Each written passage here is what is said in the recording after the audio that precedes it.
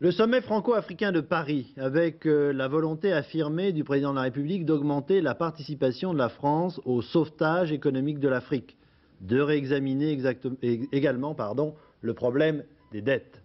Le deuxième sujet qui domine cette réunion étant le Tchad. Sur ce problème, on assiste à un duel à distance entre le président français et le colonel Kadhafi. Pendant que M. Mitterrand rappelle à Paris que la France n'est pas le gendarme de l'Afrique, mais un devoir d'assistance là-bas, le chef de l'État libyen termine une visite officielle au Burkina Faso, l'ex-Haute-Volta, le seul pays africain, il faut le remarquer, à avoir boudé ce sommet de Paris. Philippe Rochaud. Hissène Habré, le président du Tchad, était l'un des premiers à pénétrer dans le centre de conférence de l'avenue Kléber. Après lui, Sassou Nguesso, le chef de l'État du Congo, et le président de l'OUA, Abdou Diouf, les principaux médiateurs africains dans le conflit du Tchad. C'est que le Tchad, comme à chaque sommet franco-africain, était au centre des débats. Dès l'ouverture du sommet, François Mitterrand a rappelé que la France ne laisserait pas les soldats libyens franchir le 16e parallèle et qu'il avait pour cela l'accord de la plupart des chefs d'État africains. Pas de forces étrangères au Tchad.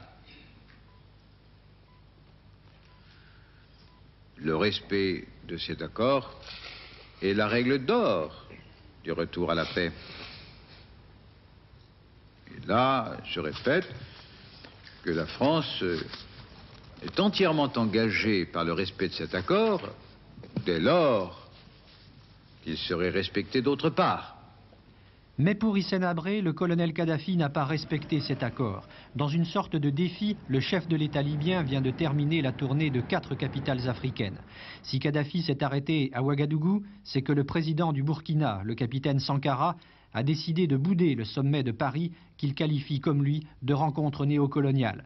Bien que la France accorde au Burkina une aide de 300 millions de francs, le colonel Kadhafi est prêt à payer plus pour s'en faire un allié fidèle.